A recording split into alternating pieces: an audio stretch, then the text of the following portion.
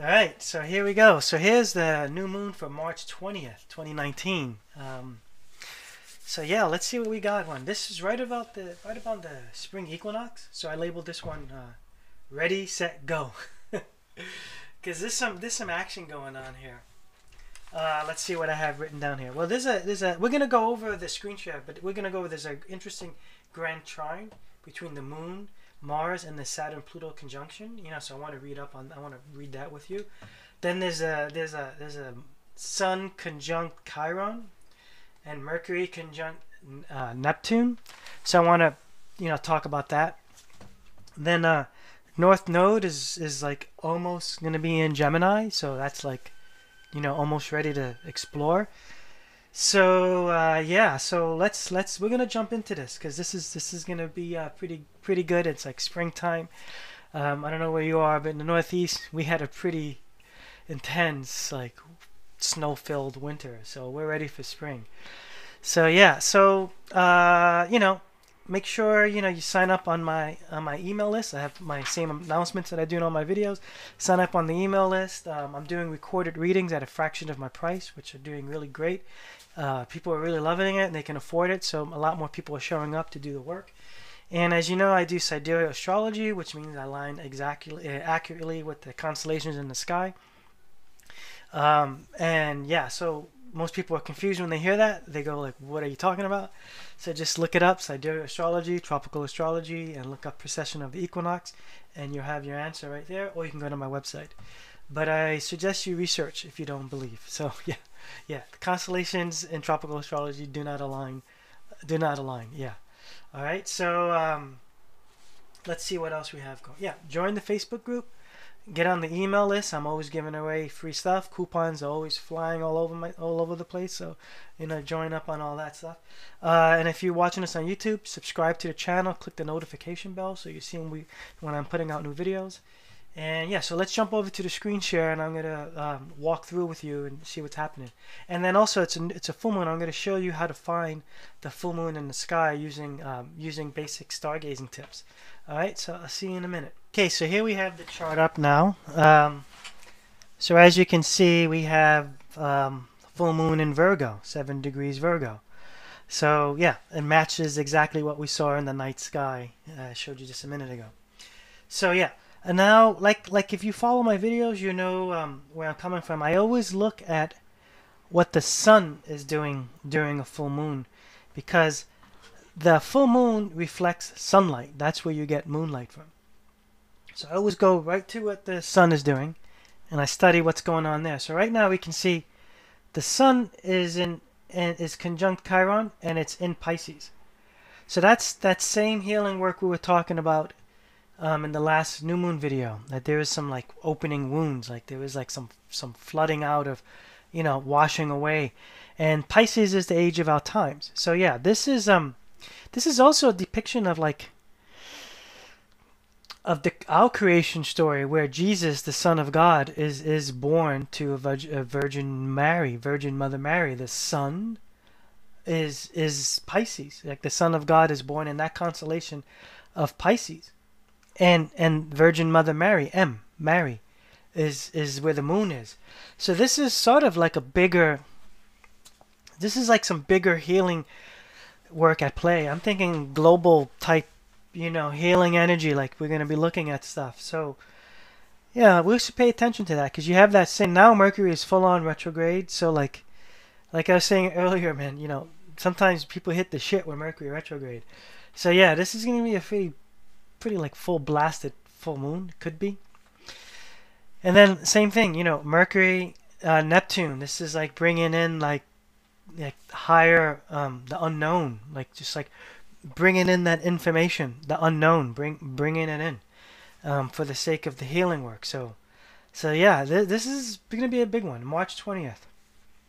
All right, let's point out something. What Venus is still in Capricorn. So Venus is still doing her healing work, and then Venus and Mars are still square. So there's some friction going on there. Mars is just getting into Taurus. It's just like 0 degrees, coming out of Aries. So yeah, there could be a little bit of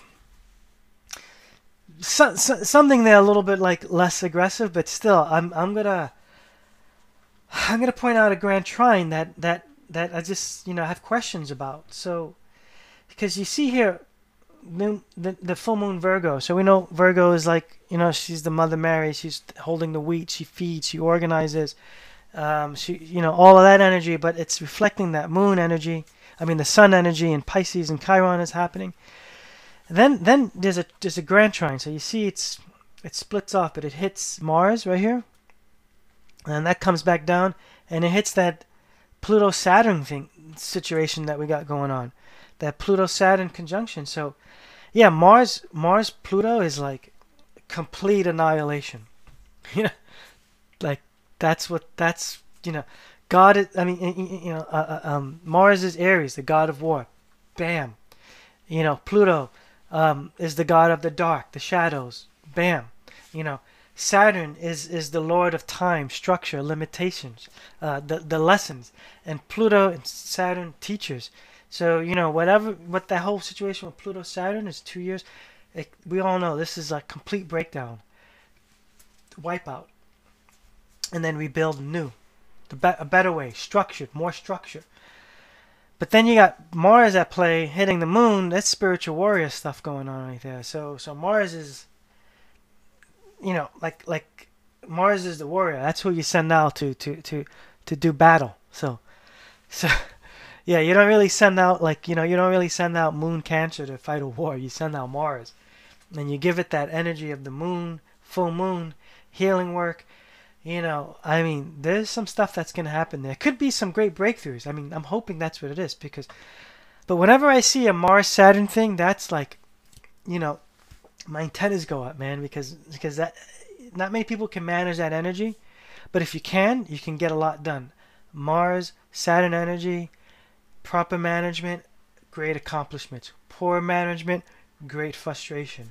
So just like I said, full moon energy. It's March. It's like everything is blossoming. Keep an eye out. Spring equinox is right around the corner. It's like a day away. Yeah. So that's the energy that's kind of brewing up right now. So I'm going to see if I wrote anything down. Hope I didn't miss anything, because sometimes I miss things when I go fast. I get too excited. All right. So that's what's happening for this full moon, March 20th, right around the spring equinox. And I hope I covered enough for you. I mentioned a lot of good stuff in the beginning of the video, so just sign up and sign on everything. Okay, so we're back. I got the screen share up. I have my astronomy program that I use to control my telescopes, because I'm also an astronomer and I do astrophotography, so I have telescopes that I need to manage and point precisely with constellations in the sky. So here we go. I have up the night of the full moon, March 20th, 2019. 8:05 p.m. Right. Here you can see the moon in Virgo. I'm going to show it to you. We're going to do a search. We're going to go moon, and you're going to see I'm going to go find, and the target jumps on the moon. Over here you have all the information on the moon, and you're going to see it says in the constellation of Virgo. Now Virgo is a big constellation, so I'm recording this video quite early. I'm not sure what tropical astrology is going to say. It's probably going to say it's in Libra, or the very beginning of Virgo, or something like that. But I'm not even sure. But anyway, it's well into it's in Virgo. Yeah. Well, it's probably gonna say it's at the end. Sorry, end of Virgo into Libra. But no, it's like just getting into Virgo, because it got out of Libra. I mean, it's got out of Leo before. Yeah. So sorry, I'm like looking at too many things right now. But yeah, so here you go. Right here, moon in Virgo, full moon in Virgo. Now I want to show you how to find Virgo in the sky, and it might be helpful because, like I mentioned in a couple of my other videos, when the moon is full and you don't know the sky really well, you're gonna the moon glow will wash out certain stars, and you can't really make your way. So it's good to go out before the moon is full, when you have like a smaller moon, crescent moon, first quarter, whatever. And you'll be able to see the stars more, or the moon rises later, and you'll be able to see the stars, and then you can start practicing your stargazing tips. But first rule of thumb is this is 25 degrees. So when you want to walk around, you know that this is 25 degrees. And then if you do that, that's another 10. So that's, you know, so you can kind of play around like that. So that's about 30 degrees, right? If you could do that. Just to kind of, this is roughly, right? But I'm going to show you just real quick how to orient yourself in the sky and walk yourself through the sky and find the constellation of Virgo. So that way when the full moon is happening, you can figure it out, right? So here we're going to go real quick. I'm going to zoom out. I'm going to zoom out real quick. First of all, I'm going to teach you how to find the North Star, which is right here. All right. And how you find the North Star is you look for the Big Dipper, Ursa Major. You see the Big Dipper? And I'll blow that up a little bit. That's the Big Dipper. Okay. And then you go like this from that star. That's Dubhe, right? From Dubhe, the same angle that you see here with the Big Dipper, that of the cup. See that? That star, Merak and Dubhe, right? So that's same line. You follow that with this 25 degrees that I just showed you. You go like that in the same angle, right? Here you go. Yeah. Same angle as those two lines. And when you do that, you're gonna wind up with your thumb is gonna be right close to a star, and that's the North Star. That's the north. Okay. Most people are confused with the North Star. They think, oh, it's the brightest star in the sky. That's why we navigate with it, and that's completely wrong.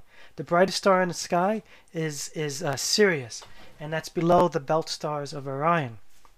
All right, I can show you that another time, or some other videos have it. But yeah, so no, Polaris is just the star that's pointed towards the celestial North Pole, celestial north. That's why it's called the North Star. Right? That's how you point north. So now you know where you are. Now you're facing north, so you know where east, west is, and south is, right? So, but here's how you find Virgo. I'm gonna zoom out a little bit, and it's that saying that most of you, if you've been following me, you hear me say all the time. It's the Big Dipper, and it's follow the arc of the Dipper. So you see the arc of the the handle, the arc to Arcturus. So you follow that same line of the arc down to Arcturus, which is in Bootes. Is the arc, Arcturus, arc to Arcturus, easy to remember. Now from the arc to Arcturus, you make a straight spike to Spica. So this is how you remember all this stuff. This is what we studied as like, in star parties, going to these star parties with telescopes and all these guys there with telescopes and have stories like crazy. I love it. These are like how they teach you real quick in the field. Follow the arc to Arcturus and spike it over to Spica, because you want to go to Spica, you want to go to Virgo, because if you want to photograph galaxies, because Virgo is this it's the super galaxy cluster. We're part of that. The Virgo, it's called the Virgo supercluster, which is like tons of galaxies in Virgo. And that's why you want to go to Virgo. So that's why we say follow the arc to Arcturus, spike to Spica, and that's how you just get there, right? So here, and then you spike it over, and here's Spica, and then you go a little bit up right here from Spica, and here you have the moon, because Virgo is really big. Virgo is like 44 degrees, I think. But then you see here Leo is the backwards question mark right there. You see that? That's that one that we went over in the last full moon. Yeah. When they were telling you the full moon was in Virgo and it wasn't, it was actually in Leo. I showed you how to find Leo, the backwards question mark. So you can still use that backwards question mark and just kind of do your little 25 degree, 30 degree thing, and you're going to see that the moon is in Virgo right here.